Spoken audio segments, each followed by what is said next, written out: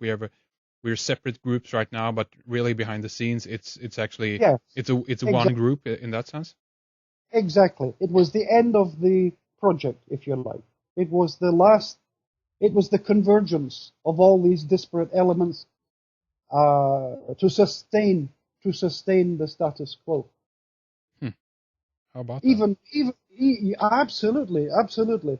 It's a remarkable story. But then Don Giovanni is a remarkable story also. Sure. Who could think of writing an opera which is permanently nighttime? Yeah. If you look at the plot of Don Giovanni, there's no daylight. It's all set in the nighttime. Okay. Wow. What does that tell you? What do you think that they're trying to convey there? By this time, the career of Mozart meant different things to different people. These were the fraternities, and this was their propaganda. This was their moment to savor. That this music that appears on the surface to be frivolous and of no consequence had a deeper meaning. They wanted it to be that way. They wanted these operas to be written like this. And this is, we can't. I'm not saying that the Illuminati are some vague organization. They worked to very specific ends. They wanted control, and they obtained control of publishing in Vienna. By 1783, all publishers in Vienna were under the control of the Illuminati. Do you consider, if you also kind of interweave the Illuminati in here, do you still, or do you rather consider it to be anti-royal, as some are saying, or do you think that again this is just a veil and something on the surface, and that again, if you go far enough behind the scenes or behind the veil, so to speak, or far enough up the ladder, I mean, that royalty is as interconnected with the revolutionary philosophy of bringing down the monarchy, and what do you think that the source here is, so to speak? I think that is a brilliant question. An absolutely brilliant question. There are two different threads. One of them is the British Empire, the British Empire, the British banking system, which came from Venice. Yeah, it was Venice where so much of the hidden history comes from. Venice and the cultivation of of Britain as an empire, all funded from the beginning of the Bank of England and all of these things. Right, the money, the wealth, even Queen Victoria has roots back to the Venetians, right? Exactly. And then there was the other, which was the other thread, is that of the straightforward revival of the Catholic dominance of Europe, the Holy Roman Empire. And eventually one of them merged into the other, so that the Holy Roman Empire at the time of the Congress of Vienna was done away with. But what was not done away with was the power of the monarchy, the power of the elite families, etc. This continued. And yes, the British monarchy has a great deal to do with Mozart's reputation. Certainly, absolutely. Queen Charlotte, I don't know if you've heard of Queen Charlotte. Yes. George III's wife. Yeah. George III's wife, he never met her until the day that they married. That was how arranged it was. Right, yeah. It was at that time that the fraternities in England could virtually manipulate history, and they did so. Through Freemasonry looked accessible to everybody.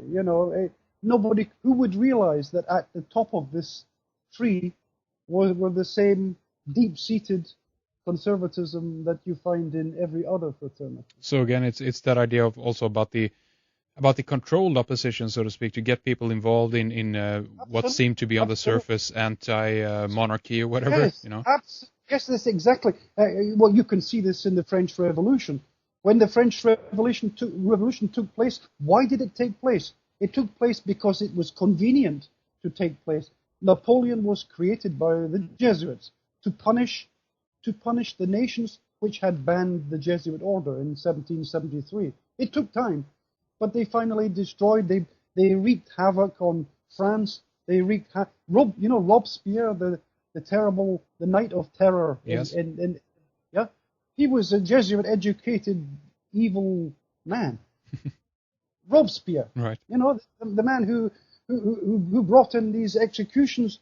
Check it out. Yeah. The French Revolution was not just all about democracy and liberty and so forth.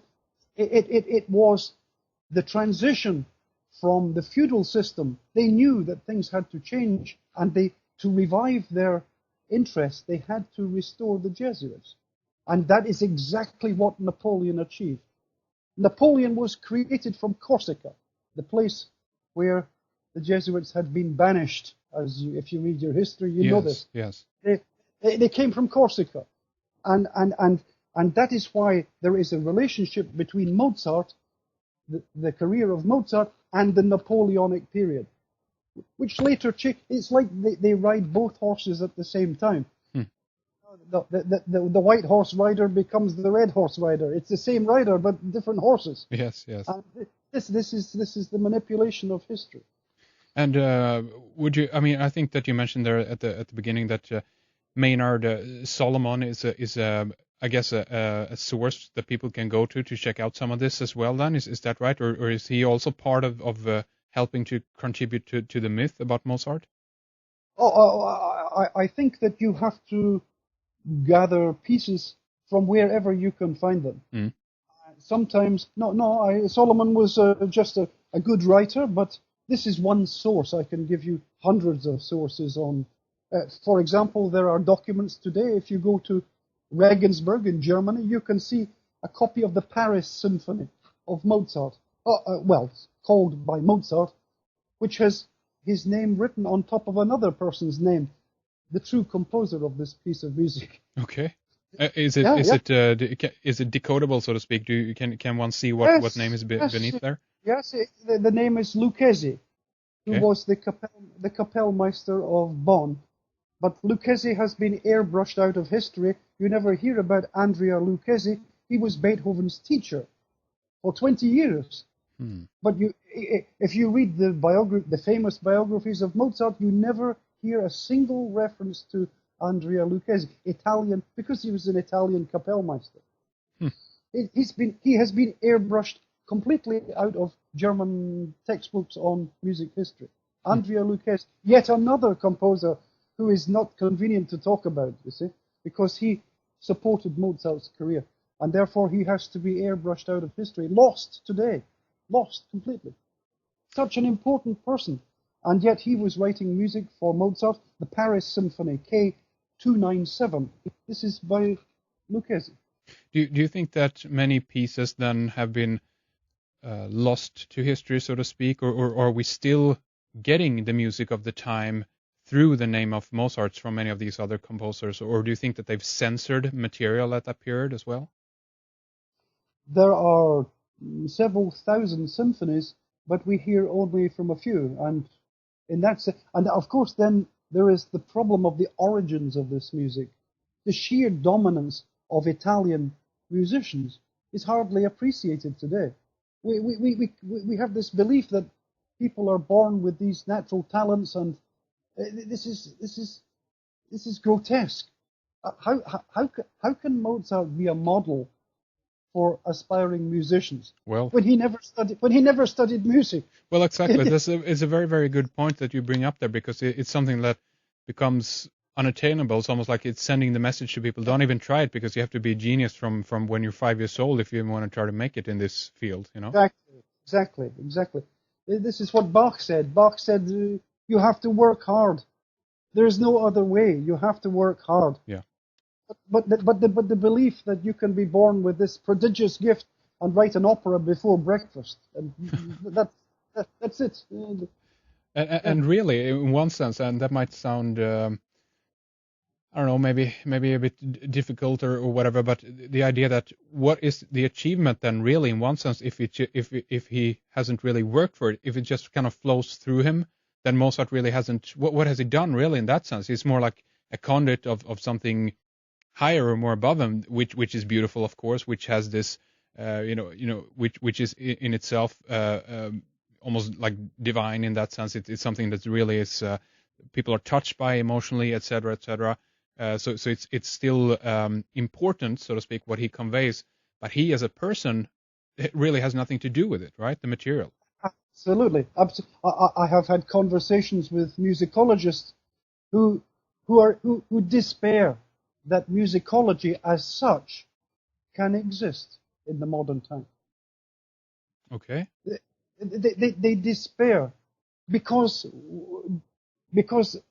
things like the iconic status of Mozart seems impregnable. It's almost, oh, we can't study that, that's too high, that's too and the truth is, of course, that over time everything, all truth eventually must come to the surface.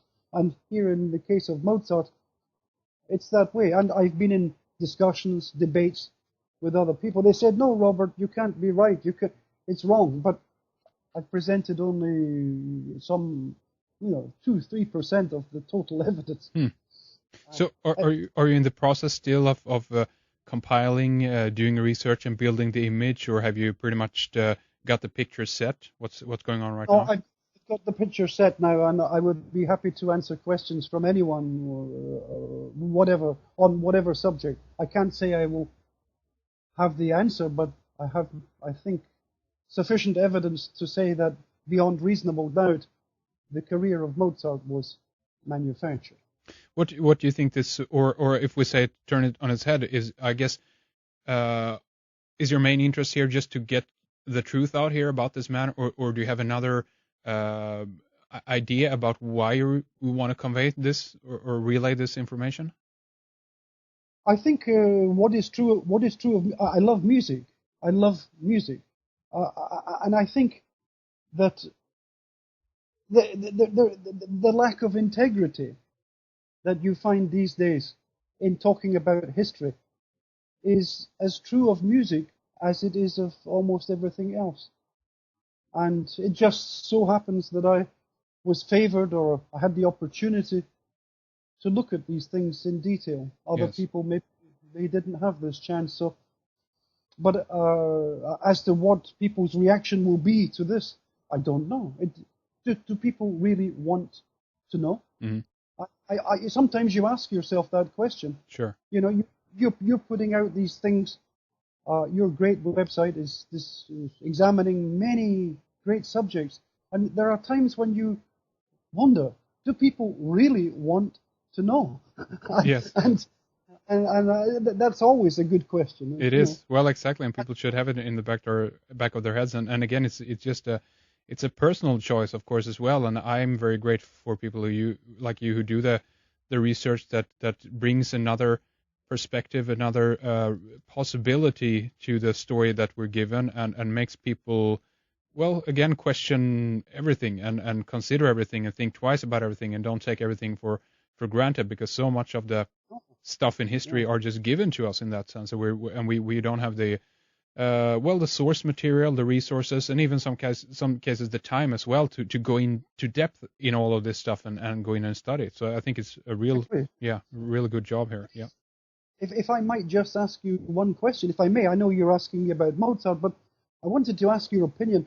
What is your thinking about the best way to tackle, or the best way to talk about conspiracy? Because conspiracy is regarded as, it's territory that people don't want to talk about. Yes. The idea that conspiracies exist, we are so programmed to believe that we're not allowed to talk about conspiracy. Yes. Isn't it one of the most frustrating things about life is to deny that conspiracies are a major factor in human history?